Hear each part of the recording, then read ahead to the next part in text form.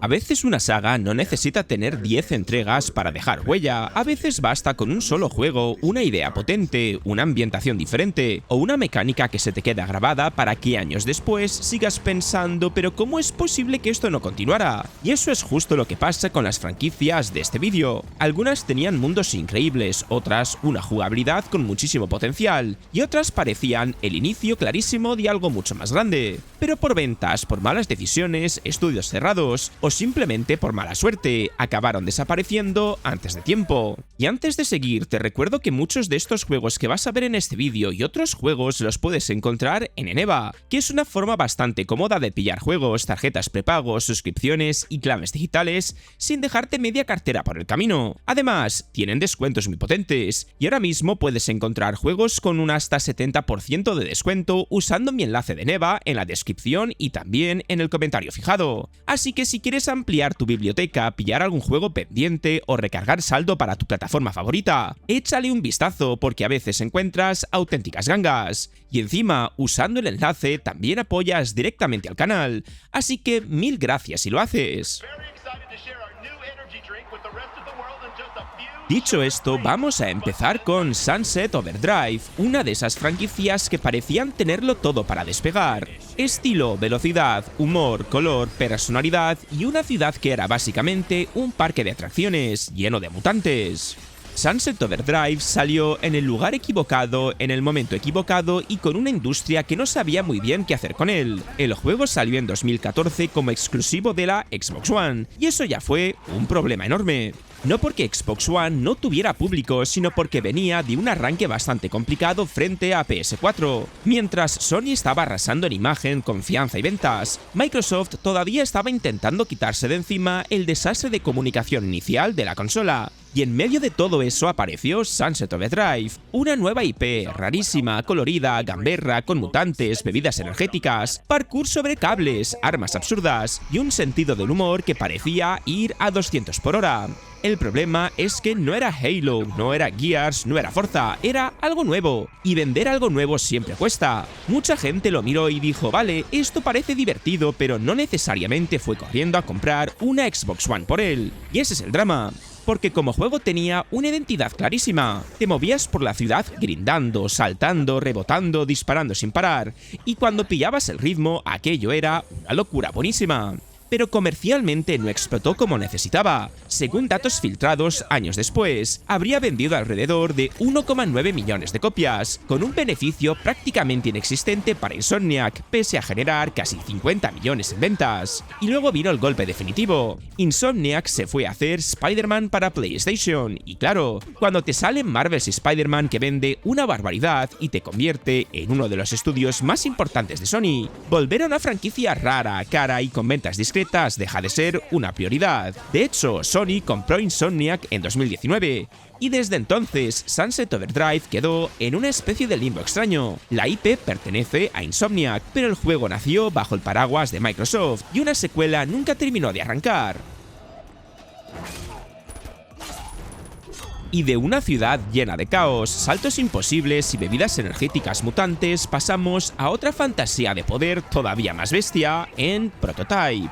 Prototype era una franquicia con una idea potentísima, pero también con un problema enorme. Nunca terminó de convertirse en el monstruo comercial que Activision quería. El primer Prototype salió en 2009 y sinceramente fue una fantasía de poder brutal. Tú no eras simplemente un tío fuerte en un mundo abierto, eras Alex Mercer, una especie de pesadilla biológica con patas, capaz de correr por edificios, planear por la ciudad, absorber personas, robar identidades, convertir los brazos en cuchillas gigantes y entrar en una base militar como quien entra al supermercado. Era violento, exagerado, directo y tenía ese rollo de no me importa nada, voy a destruir media ciudad porque puedo. Y claro, eso molaba muchísimo. El problema es que llegó en una época donde los mundos abiertos empezaban a ponerse muy serios con la narrativa, el pulido y la identidad visual. Y Prototype, aunque era divertidísimo, también era bastante bruto en el sentido menos elegante. Nueva York parecía gris, caótica, algo sucia, y muchas misiones acababan sintiéndose parecidas. Ve allí, destruye esto, absorbe a este, escapa de los militares y repite. Tenía una base buenísima, pero no siempre sabía variar el ritmo. Luego llegó Prototype 2 en 2012 y aquí aquí la cosa se puso rara. El juego mejoró muchas cosas.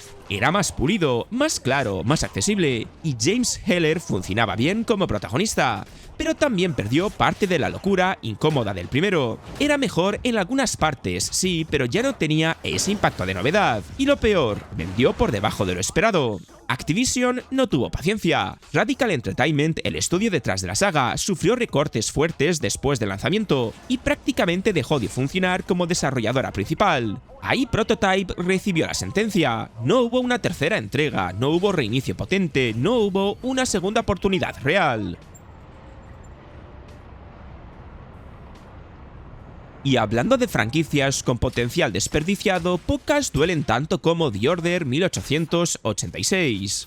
The Order tenía absolutamente todo para convertirse en una saga potente, menos lo más importante, un primer juego que te dejara a la gente con ganas reales de una segunda parte. La idea era buenísima. Una Londres victoriana alternativa, caballeros con tecnología futurista, hombres lobo, armas rarísimas, una ambientación oscura, elegante, con niebla, cuero, bigotes serios y gente hablando como si estuviera a punto de revelar una conspiración mundial. Sobre el papel, aquello sonaba a nueva franquicia grande de PlayStation. Tenía identidad, tenía presupuesto, tenía un apartado visual que en 2015 era una auténtica salvajada. Y durante los primeros minutos tú decías, vale, aquí hay algo. El problema es que cuanto más jugabas, más te dabas cuenta de que The Order 1886 estaba demasiado obsesionado con parecer una película. Y eso no es malo solo por sí solo, pero aquí se le fue de las manos. Habían cinemáticas por todas partes, pasillos muy guiados, momentos interactivos mínimos, tiroteos correctos pero demasiado básicos, y una sensación constante de que el juego no quería soltarte de la correa. Te enseñaba un mundo espectacular, eso sí,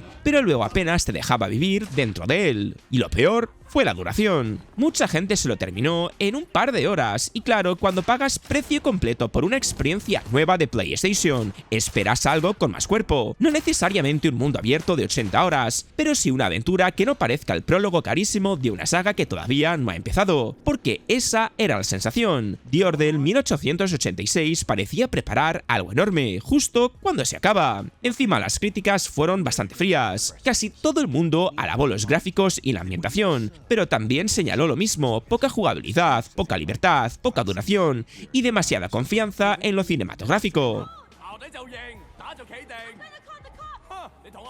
Después de esa Londres victoriana llena de niebla, conspiraciones y hombres lobo, nos vamos a las calles de Hong Kong con Sleeping Dogs. Otro caso de manual de esto merecía más. Y es que Sleeping Dogs murió antes de tiempo por una de las razones más dolorosas posibles. No porque fuera malo, sino porque llegó tarde, cambió demasiadas veces de manos, y cuando por fin salió ya venía arrastrando una historia bastante complicada. Este juego empezó siendo otra cosa. Durante un tiempo iba a formar parte de la saga True Crime, concretamente como True Crime Hong Kong. La idea era potente: un mundo abierto criminal, artes marciales, policía encubierto, mafias chinas, persecuciones, tiroteos y una ciudad con una personalidad muy distinta a lo típico. Pero Activision vio que el proyecto se estaba alargando, que costaba demasiado y decidió cancelarlo. Vamos, que el juego casi muere antes incluso de nacer. Luego apareció Square Enix, rescató el proyecto, lo renombró como Sleeping Dogs, y ahí pasó algo curioso: salió un juegazo. No perfecto, pero sí con muchísima identidad, porque no era simplemente otro GTA con otro mapa, tenía Hong Kong, tenía ese ambiente de cine policíaco asiático, tenía peleas cuerpo a cuerpo brutales, persecuciones con motos, misiones bastante intensas y un protagonista, Wei Shen,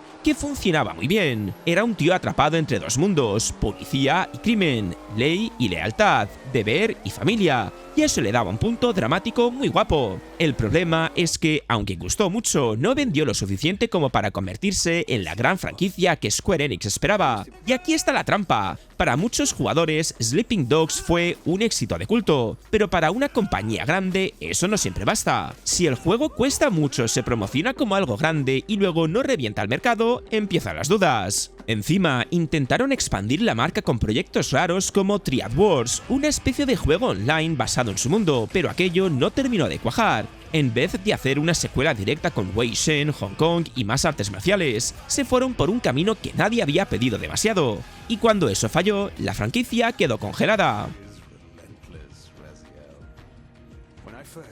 Y si hablamos de sagas con identidad propia, toca entrar en un terreno mucho más oscuro con Legacy of Kain. Y es que Legacy of Kain no era una saga fácil, no era simplemente vampiros pegándose con espadas, tenía viajes en el tiempo, traiciones, profecías, dioses falsos, almas condenadas, linajes, paradojas y diálogos escritos como si todo el mundo hubiese leído literatura gótica antes de desayunar. Y eso era parte de su magia. Caín y Raziel no eran protagonistas normales, eran personajes trágicos, oscuros, teatrales, de esos que hablaban como si cada frase fuese el final de una civilización. El problema es que esa misma personalidad también le hacía complicada de continuar. Después de Blood Omen, Soul River 2 y Defiance, la historia estaba tan enredada que sacar una nueva entrega no era simplemente hacer otro juego de vampiros. Tenías que respetar una mitología enorme, contentar a fans muy exigentes, modernizar la jugabilidad y encima conseguir que alguien nuevo entendiera qué demonios estaba pasando con los Goth sin necesitar un máster en sufrimiento vampírico. Y luego está la parte empresarial, que fue básicamente una estaca en el corazón. Hubo proyectos cancelados, ideas que no salieron adelante, cambios de propietarios y una industria que cada vez apostaba por sagas más fáciles de vender, multijugador, mundos abiertos gigantes o experiencias más directas. De hecho, Legacy of Kain Dead Sun estuvo en desarrollo durante años, pero fue cancelado en 2012 y de ahí solo sobrevivió Nosgoth, un spin-off multijugador que tampoco llegó a consolidarse y acabó cerrando en 2016.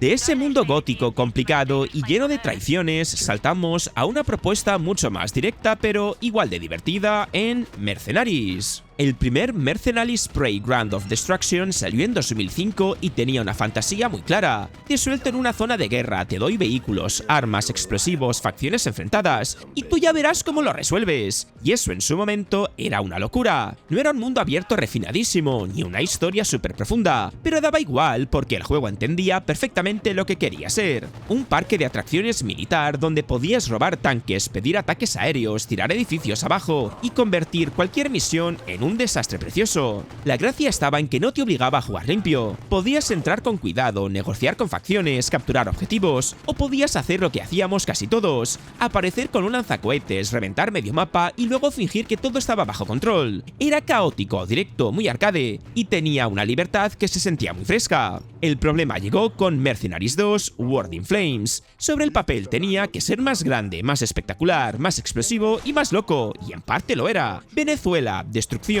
cooperativo, vehículos por todas partes, sonaba perfecto, pero también salió con una sensación bastante irregular. Tenía bugs, físicas raras, misiones repetitivas y un acabado que no estaba a la altura de lo que la gente esperaba. Era divertido, sí, pero también se notaba menos pulido, como si el juego quisiera explotar cada 5 segundos incluso cuando no debía. Y luego vino el golpe empresarial. Pandemic Studios, que era el estudio detrás de Mercenaries, fue comprado por EA y poco después acabó cerrando. Ahí la franquicia se quedó sin una casa real. Hubo planes de una tercera entrega, Mercs Inc., pero aquello nunca llegó a convertirse en el regreso que muchos esperaban.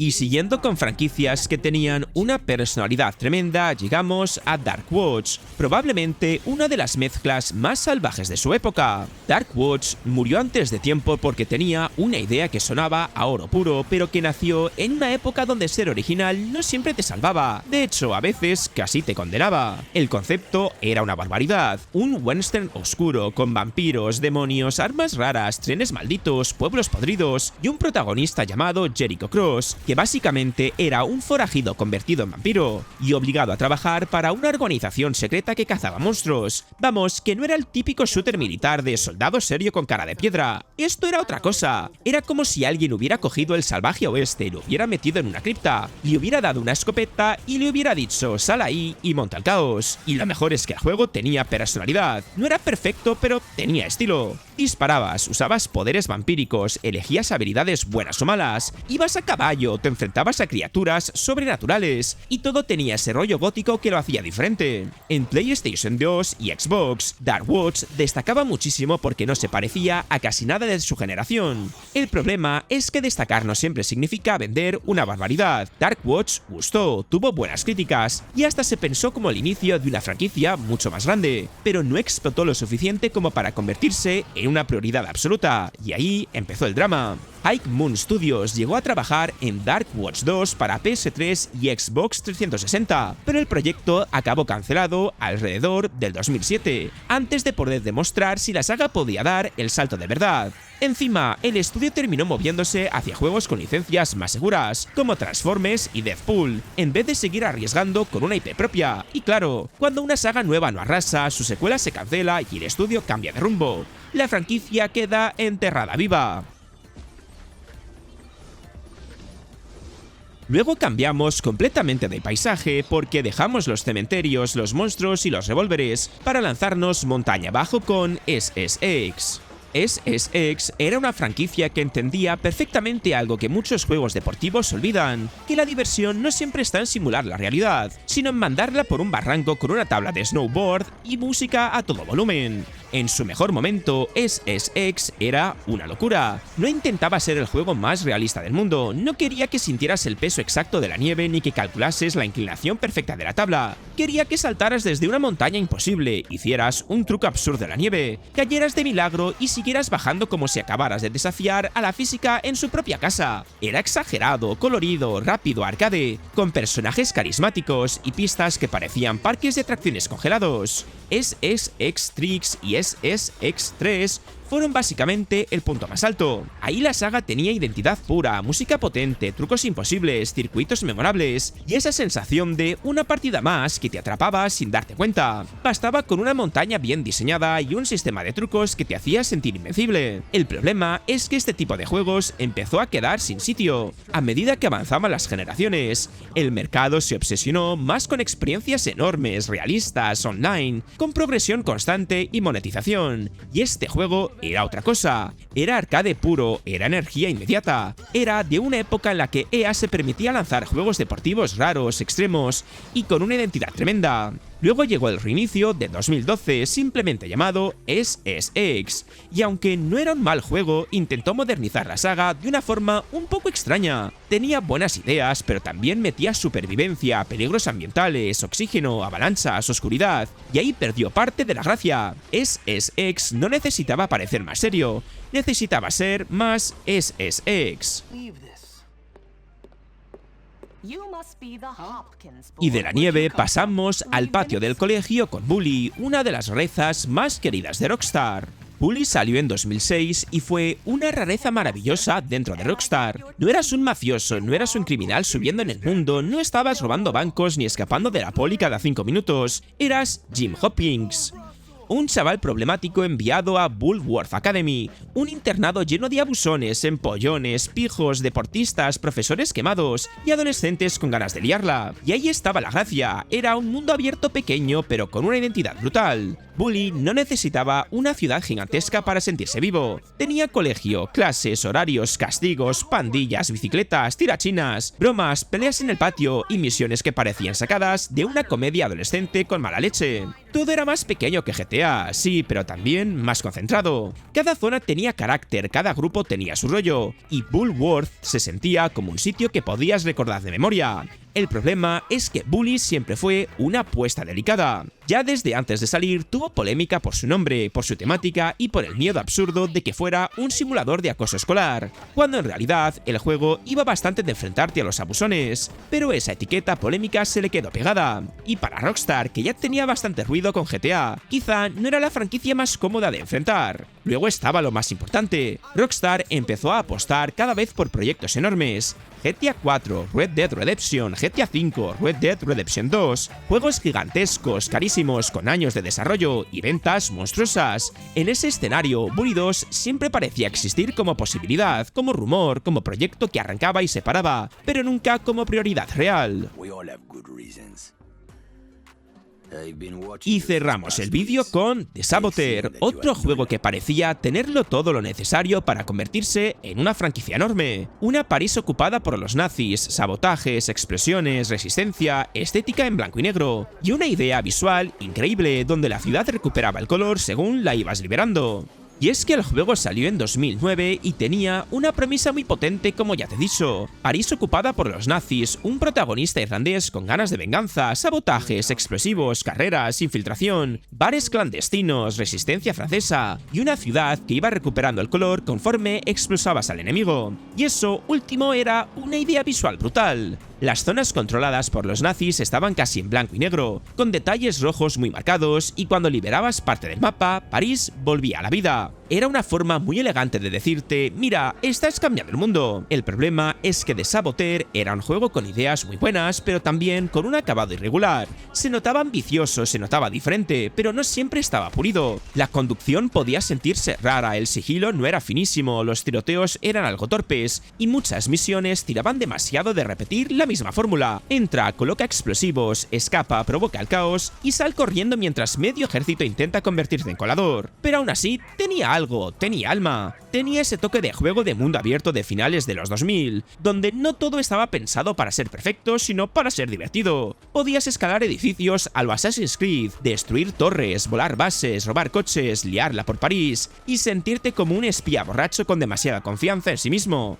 La tragedia es que Pandemic Studios, el equipo detrás del juego, fue cerrado por EA justo antes del lanzamiento. O sea, The Saboteur salió prácticamente como una despedida, y cuando un juego nuevo con una IP nueva sale sin un estudio fuerte detrás para empujarlo, corregirlo, ampliarlo y defender una secuela, lo tiene muy complicado. Y al final, algunas se quedaron atrapadas por las ventas, otras por decisiones de sus compañías, otras por estudios que cerraron, y otras simplemente porque la industria cambió de rumbo y las dejó atrás. Pero todas tienen algo en común. No desaparecieron porque no tuvieran potencial, sino porque nunca recibieron la segunda oportunidad que necesitaban. Y ahora te pregunto yo, ¿cuál de estas sagas te dolió más ver desaparecer? ¿Y qué franquicia olvidada crees que debería volver sí o sí? Déjamelo en comentarios que me los apunto para una siguiente parte. Dicho esto, si te ha gustado el vídeo, dale al like, al hype si lo estás viendo desde el móvil, y suscríbete si todavía no lo estabas. Dicho esto, nos vemos en el próximo vídeo.